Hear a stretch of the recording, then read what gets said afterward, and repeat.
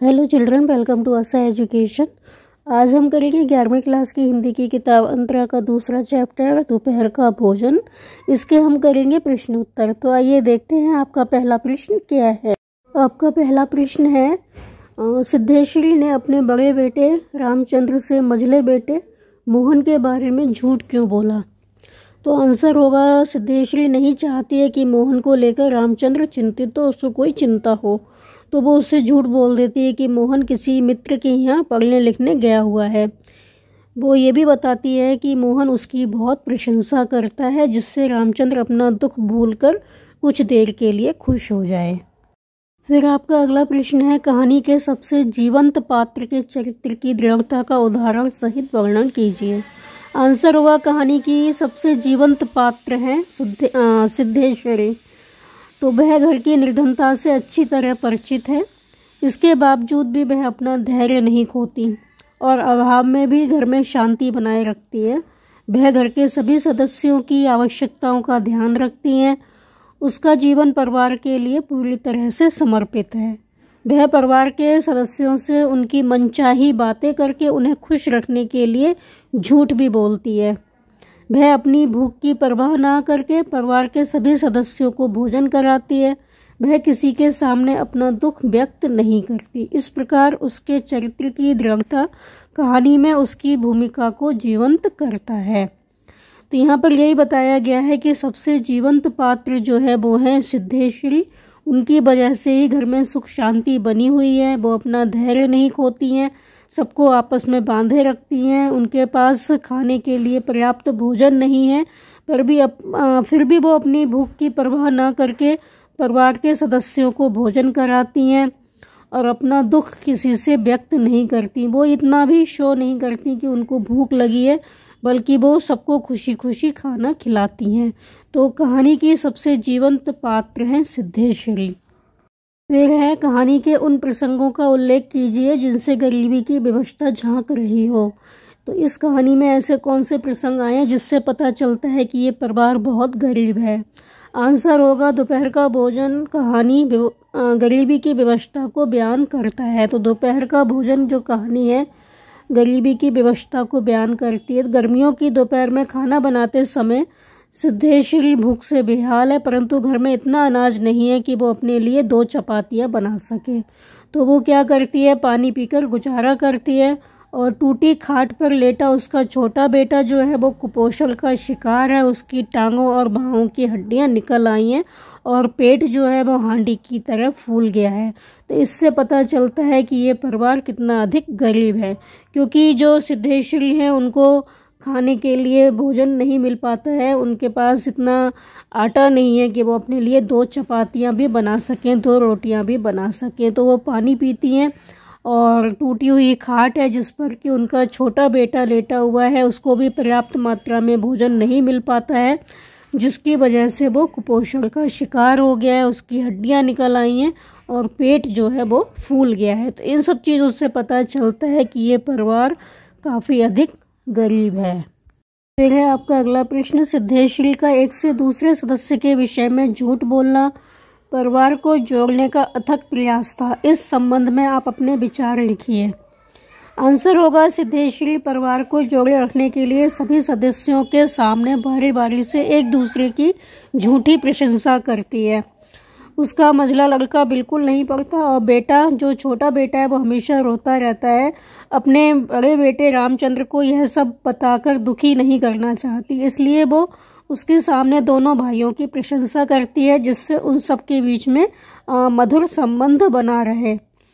अपने पति के सामने भी वो क्या करती है, बड़े बेटे की प्रशंसा करते हुए कहती है कि जो आपका बड़ा बेटा है वो हमेशा आपकी प्रशंसा करता है, बड़ाई करता है। वह पिता पुत्र के बीच के जो संबंध है उसमें आत्मीयता बनाए रखना चाहती है। इस प्रकार सिद्धेश्वरी का एक से दूसरे सदस्य के विषय में झूठ बोलना परिवार को जोड़ने का अथक प्रयास था। तो परिवार को जोड़े रखने के लिए वो क्या करती है, झूठ का सहारा लेती है। हर किसी से यह कहती है कि जो पिताजी हैं उनसे कहती है, जो उनके हस्बैंड हैं उनसे कहती है कि जो आपका बड़ा बेटा है वो हमेशा आपकी तारीफ करता है, जिससे पिता को ये लगे कि मेरा बेटा कितना अच्छा है, मैं उसके लिए कितना कुछ करता हूँ, इसलिए वो मेरी बहुत अधिक तारीफ करता है। इससे क्या होता है कि सबके बीच में आपस में मधुर संबंध बने रहते हैं और घर जो है आपस में एक दूसरे का सहारा बना हुआ है। इस कठिन परिस्थितियों में भी कोई किसी से अलग नहीं है, किसी में मनमुटाव नहीं है। तो सिद्धेश्वरी का एक दूसरे सदस्य के विषय में झूठ बोलना परिवार को जोड़ने का अथक प्रयास था, ताकि परिवार टूटे ना। आपका अगला प्रश्न है, अमरकांत आम बोलचाल की ऐसी भाषा का प्रयोग करते हैं जिससे कहानी की संवेदना पूरी तरह उभर कर आ जाती है, कहानी के आधार पर स्पष्ट कीजिए। आंसर होगा, अमरकांत की कहानियों में आम बोलचाल की भाषा का प्रयोग किया गया है और उनकी कहानियाँ भारतीय जीवन के अंतर्विरोधों का सजीव चित्रण करती हैं। प्रस्तुत कहानी में एक निम्न वर्गीय परिवार की अभावग्रस्त जिंदगी को दर्शाया गया है। कहानी में परिवार के सभी सदस्य घर के अभाव से परिचित हैं, उनको पता है घर में किस चीज़ की कमी है, इसलिए वे दोपहर के भोजन में 1 या 2 रोटी खाकर ही भूखे पेट उठ जाते हैं। कहानी में बोलचाल व सहज भाषा का प्रयोग किया गया है, जैसे कि वह मतवाले की तरह उठी और गगरे से लोटा भर पानी लेकर गटगट चल गई। फिर मोहन कटोरे को मुंह लगाकर सुर-सुर पी रहा था। तदुपरांत 1 लोटा पानी लेकर खाने बैठ गई। अमरकांत की कथा शैली की सबसे बड़ी विशेषता है चित्रात्मक का गुण। जैसे सारा घर मक्खियों से भन-भन कर रहा था। आंगन की अलगनी पर एक गंदी साड़ी टंगी थी जिसमें कई पैबंद लगे हुए थे और दोनों बड़े लड़कों का कहीं पता नहीं था। बाहर की कोठरी में मुंशी जी औंधे मुंह होकर निश्चिंतता के साथ सो रहे थे, जैसे 1.5 महीने पूर्व मकान किराया नियंत्रण विभाग की लड़की से उनकी छटनी ना हुई हो, मतलब उनको नौकरी से ना निकाला गया हो। इस तरह से वो निश्चिंत होकर सो रहे थे और शाम को उन्हें काम की तलाश में कहीं जाना ना हो। तो अमरकांत आम बोलचाल की ऐसी भाषा का प्रयोग करते हैं जिससे कहानी की संवेदना जो है वो पूरी तरह से उभर कर आ जाती है। फिर है आपका अगला प्रश्न, रामचंद्र, मोहन और मुंशी जी खाते समय रोटी ना लेने के लिए बहाने करते हैं, उसमें कैसी व्यवस्था है, मतलब वो क्यों मना करते हैं रोटी लेने के लिए, स्पष्ट कीजिए। आंसर होगा, रामचंद्र, मोहन और मुंशी चंद्रिका प्रसाद परिवार की वास्तविकता से अच्छी तरह परिचित हैं। उनको पता है कि घर में कितना अनाज है। तो दोपहर के भोजन के समय सिद्धेश्वरी के बार बार आग्रह करने पर भी वो रोटी लेने से मना कर देते हैं। वो कह देते हैं कि हमारा पेट भर गया। उन्हें पता है कि यदि वे और रोटी ले लेंगे तो घर के दूसरे सदस्यों को भूखा रहना पड़ेगा। इसलिए जहां रामचंद्र ने कहा कि उसका पेट भर गया है, वहीं मोहन ने रोटी अच्छी ना बनी होने का बहाना किया और मुंशी जी ने यह बहाना कर दिया कि नमकीन चीज़ों से उनका मन ऊब गया है, मतलब कोई ना कोई बहाना बनाकर वो रोटी लेने से मना कर देते हैं। इस प्रकार तीनों ने कोई ना कोई बहाना बनाकर रोटी लेने से मना कर दिया। इससे उनकी इस विवशता का पता चलता है कि भूख रहते हुए भी अभाव के कारण वे रोटी लेने से मना कर देते हैं। मतलब उनके पास इतना पैसा नहीं था, इतना अनाज नहीं था, इतने पैसे नहीं थे कि वो अनाज लेकर आ सके, आटा लेकर आ सके, और उनको पता था कि घर में आटा और नहीं है। अगर वो ले लेंगे रोटी तो जो माँ है वो भूखी रह जाएगी, उनकी पत्नी जो है वो भूखी रह जाएगी। इसलिए कोई ना कोई बहाना बनाकर वो मना कर देते हैं। फिर है आपका अगला प्रश्न, मुंशी जी तथा सिद्धेश्वरी की असंबद्ध बातें कहानी से संबद्ध हैं, कैसे?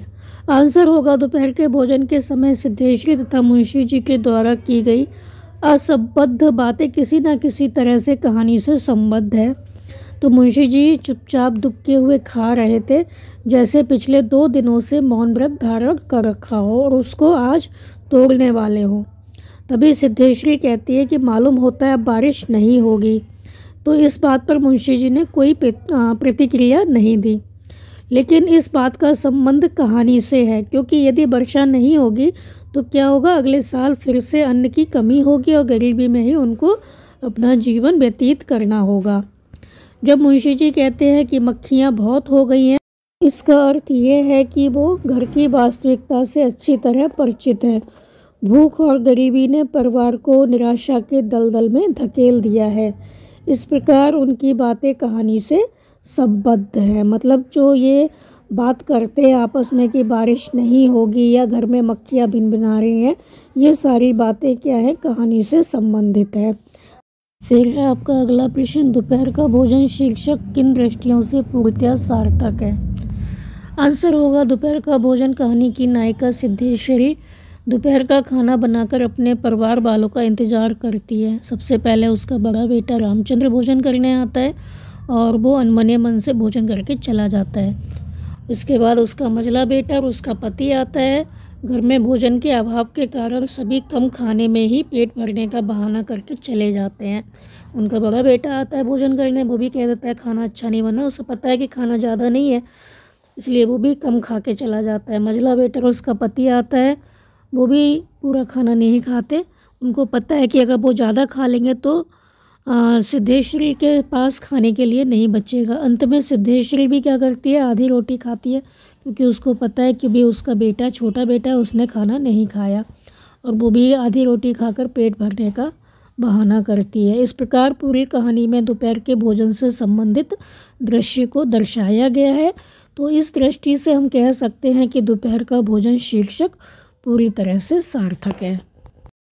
फिर है आपका अगला प्रश्न। आपके अनुसार सिद्धेश्वरी के झूठ 100 सत्यों से भारी कैसे हैं? अपने शब्दों में उत्तर दीजिए।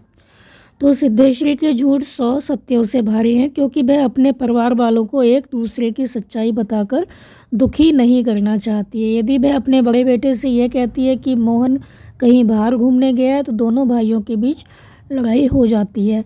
वह परिवार की आर्थिक स्थिति से अच्छी तरह परिचित थी। उसका बड़ा बेटा रामचंद्र छोटी मोटी नौकरी कर किसी तरह से परिवार का गुजारा कर रहा था, इसलिए वह उससे झूठ बोलती है कि मोहन अपने मित्र के यहाँ पढ़ने गया है, ताकि उसको ये ना लगे कि मोहन हमेशा ही खेलता रहता है। अपने पति से वो ये कहती है कि उसका जो बड़ा बेटा है वो आपकी बहुत अधिक तारीफ़ करता है, ताकि पिता और बेटे के बीच का जो प्रेम है वो बना रहे। इस प्रकार वह झूठ बोलकर सभी सदस्यों को प्रसन्न रखना चाहती है। तो उसका जो झूठ है वो गलत नहीं है, बल्कि वो परिवार को बचाने के लिए, अपने परिवार के लोगों को एक साथ रहने के लिए, ताकि वो अच्छे से एक साथ रहें, आपस में उनमें मेल जोल बना रहे, प्रेम बना रहे, तो वो इस तरह झूठ बोलती है। अगर वो सत्य बोलती सब कुछ तो परिवार में मनमुटाव हो सकता था। तो हम कह सकते हैं सिद्धेश्वरी के झूठ 100 सत्यों से भारी हैं। तो ये थे इस चैप्टर के कुछ प्रश्न उत्तर। इससे आगे के हम आपको करवाएंगे अगली वीडियो में, तो आप इनको अच्छे से समझ कर याद कर लीजिए। और हमारे चैनल असा एजुकेशन को लाइक कीजिए, सब्सक्राइब कीजिए और शेयर करना बिल्कुल मत भूला करिए। Thank you.